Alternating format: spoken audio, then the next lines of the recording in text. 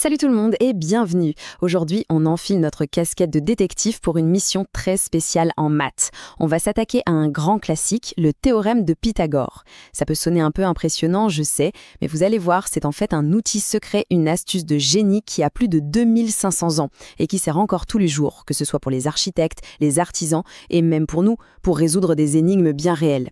Alors prêt à mener l'enquête? Allez, c'est parti. Alors voilà notre première énigme. On est sur un chantier.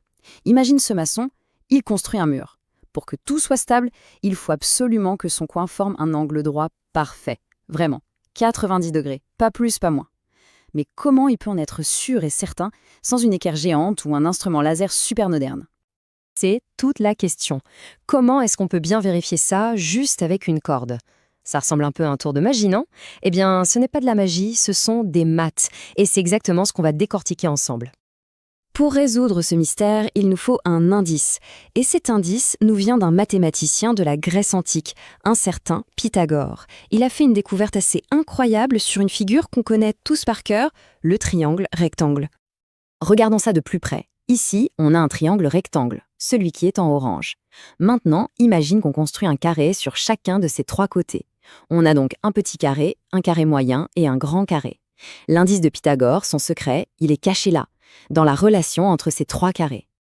Bon, analysons nos preuves. Le plus petit carré, son côté mesure 3. L'air, c'est côté fois côté, donc 3 fois 3, ça fait 9.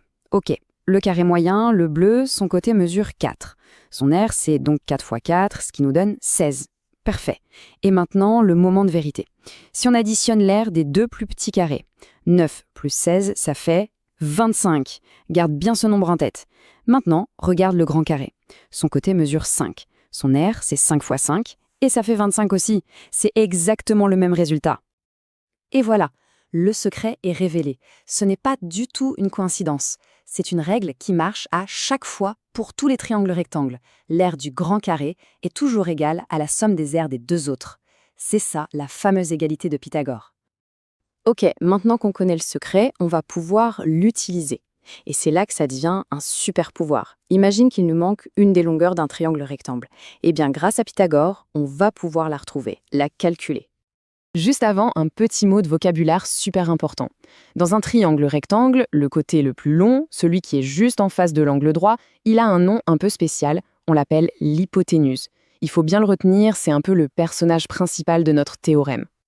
Et voilà comment on traduit notre découverte avec les carrés en langage mathématique. C'est le théorème de Pythagore. Ça a l'air un peu sérieux dit comme ça, mais ça veut dire exactement la même chose.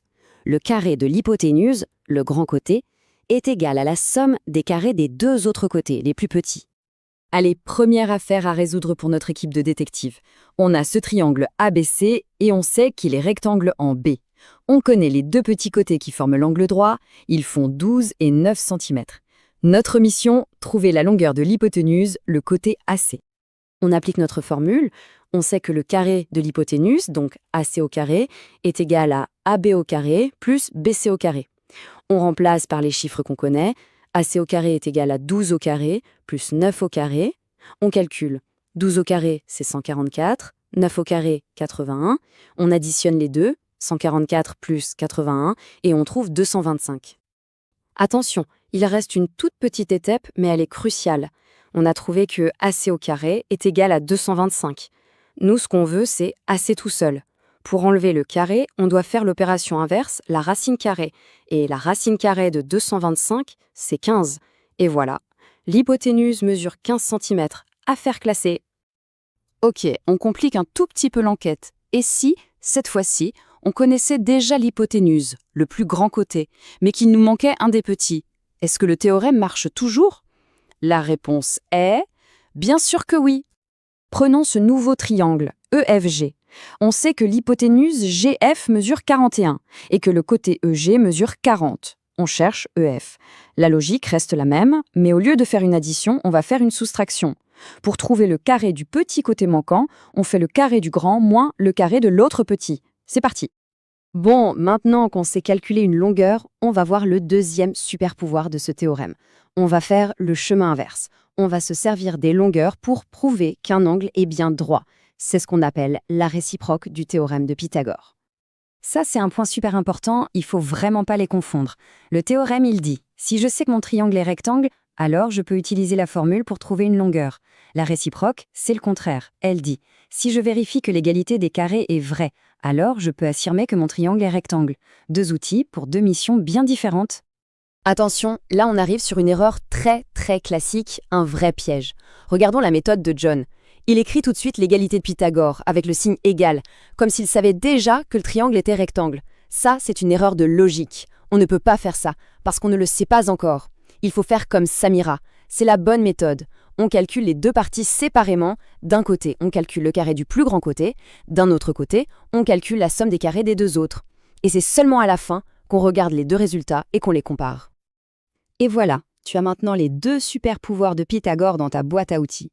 Tu sais calculer une longueur manquante si on te donne un angle droit, et tu sais prouver qu'un angle est droit si on te donne les trois longueurs. Tu es prêt à résoudre n'importe quel mystère de triangle rectangle. Voilà un petit mémo pour résumer tout ça. Deux missions principales donc. D'un côté, calculer une longueur. Ça, c'est quand tu sais que le triangle est rectangle. Et de l'autre, vérifier si un triangle est rectangle. Ça, c'est quand tu connais les trois longueurs. Avec ça, t'as tout ce qu'il te faut. Tu te souviens de notre toute première énigme? Le maçon avec son mur et sa corde? Maintenant qu'on a tous nos outils, il est temps d'aller résoudre cette affaire une bonne fois pour toutes. Alors, comment il a fait? Le maçon a mesuré 9 mètres le long du mur et 12 mètres au sol. Puis, il a tendu sa corde entre les deux points et a mesuré la diagonale, 15 mètres. Utilisons la réciproque. D'un côté, le carré du plus grand côté. 15 au carré, ça fait 225. De l'autre côté, la somme des carrés des deux autres. 9 au carré, c'est 81, plus 12 au carré, 144. Et 81 plus 144, ça fait 225 aussi. L'égalité est parfaite. Son angle est donc parfaitement droit. Enquête résolue, bravo à lui. Et ça résume parfaitement notre mission du jour. Les maths, ce n'est pas juste une liste de réponses à apprendre par cœur. C'est une boîte à outils pour réfléchir, pour résoudre des problèmes et pour comprendre le monde qui nous entoure. Alors maintenant, la question est pour toi. La prochaine fois que tu verras une échelle contre un mur, une rampe de skate, ou même quand tu voudras poser une étagère bien droite, essaye de voir s'il n'y a pas un triangle rectangle qui se cache. Et peut-être un petit mystère que toi aussi tu pourras résoudre. La prochaine enquête, c'est la tienne. Bravo pour ton travail aujourd'hui.